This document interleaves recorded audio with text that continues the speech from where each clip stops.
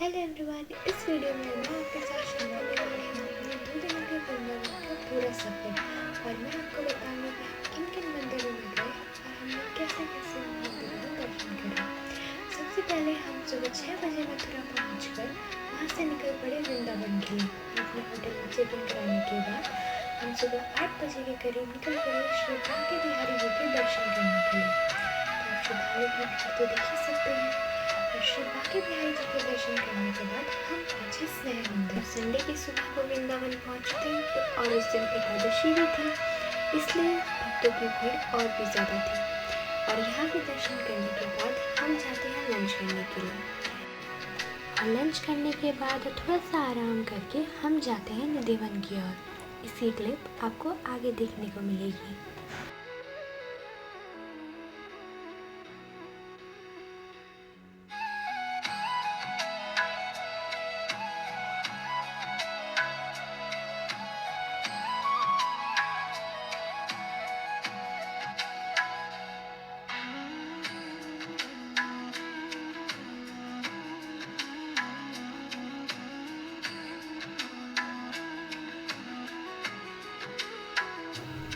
और ये हम निकल चुके हैं शाहजी मंदिर और निधिवन के लिए। और हमने पूरी वृंदावन की गलियों का मजा ऋषि में बैठ कर लिया।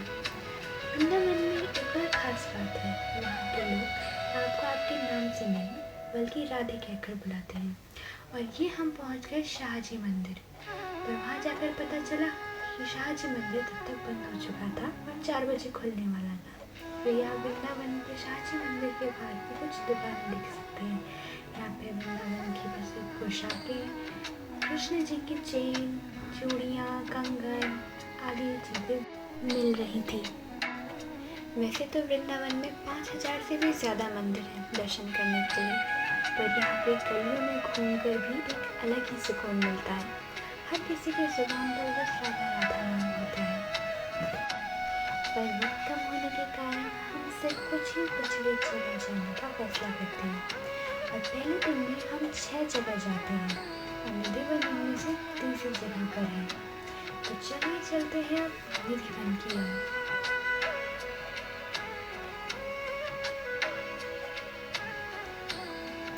ये निधिवन के वो वृक्ष है जो कहा जाता है कि हर रोज श्री कृष्ण आज भी यहाँ आकर गोपियों के संग रास लीला करते हैं। और पहले भी द्वापर युग में वो यहाँ आया करते थे। आज भी इतने सालों से ये पेड़ वैसे के वैसे ही हैं। इनकी पत्तियाँ कभी नहीं मुरझाती। और यहाँ पर भी श्रद्धालुओं की भीड़ को देख सकते हैं।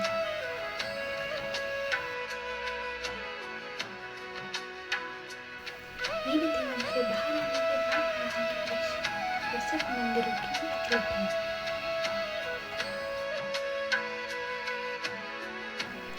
इसके बाद हम जाते हैं वृंदावन के पंच घाट, गोविंद घाट, गोपी घाट।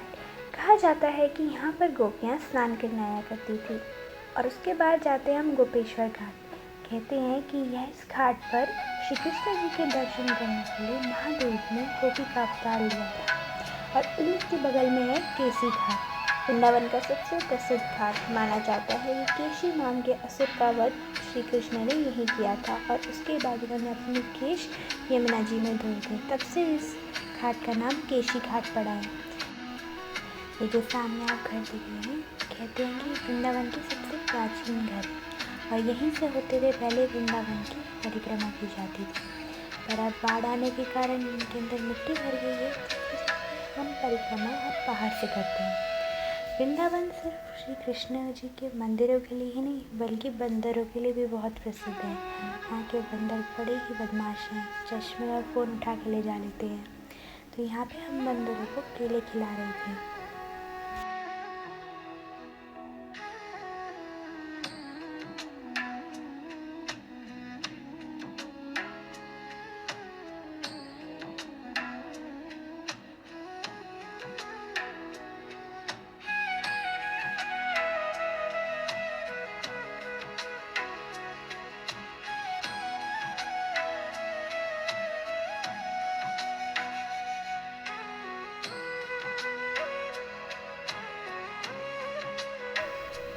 इसके बाद हम गौ सेवा के लिए गौशाला जाते हैं।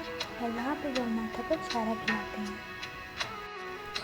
यहाँ का कोई भी जानवर आपको कभी हानि नहीं पहुँचाएगा, बस थोड़ा बंदरों से बचाव करना पड़ेगा।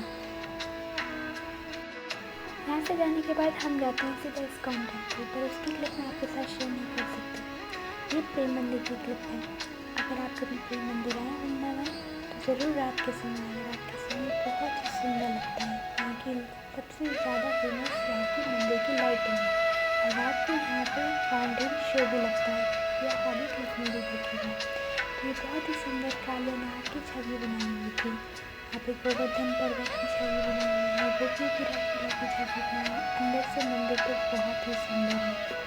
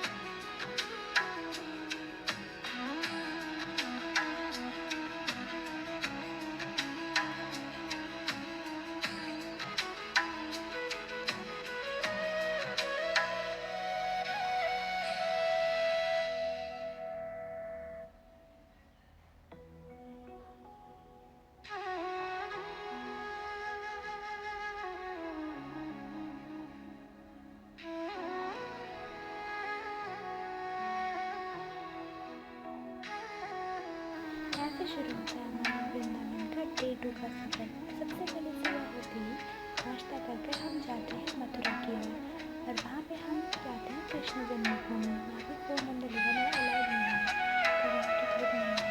वहाँ पे कृष्ण जन्मभूमि में कारागार देखकर जहाँ पे कृष्ण का जन्म हुआ था उसके दर्शन करने के बाद हम आ जाते हैं 4 धाम। वृंदावन में 4 धाम और वैष्णो देवी बहुत ही प्रसिद्ध मंदिर है और ये है शनि धाम।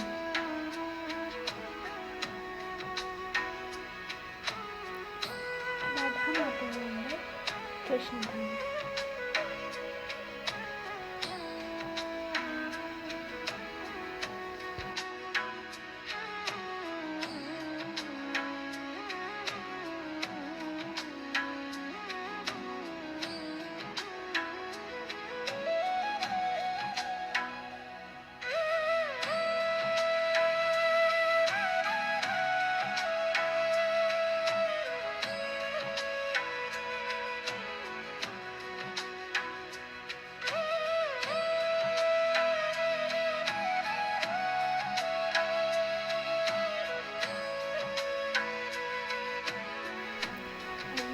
वैष्णो देवी मंदिर के बाहर की है। पूरा जैसे माँ वैष्णो देवी का मंदिर जम्मू कश्मीर में है वैसा ही यहाँ पे बनाया गया है। उसके बाद हम जाते हैं बोटिंग करने के लिए। आप अगर वृंदावन आए तो एक बार बोटिंग ज़रूर करना। यमुना जी को देखकर जो सुकून मिलता है शायद ही किसी टूरिस्ट स्पॉट पर आपको मिलेगा। बिल्कुल ऐसा लग रहा था जैसे सब कुछ आसपास शांत हो गया है और आप बस राधा रानी और श्री कृष्ण जी में खो गए हैं। बोटिंग ज़रूर करना और बोटिंग करते वक्त यहाँ पर आपको पंचघाट के दर्शन होंगे। और अगले दिन हम सुबह उठकर ही निकल जाते हैं प्रेमानंद महाराज जी के दर्शन करने। और प्रेमानंद जी के दर्शन के साथ हमारा ये वृंदावन का सफ़र यहीं खत्म होता है। राधे राधे।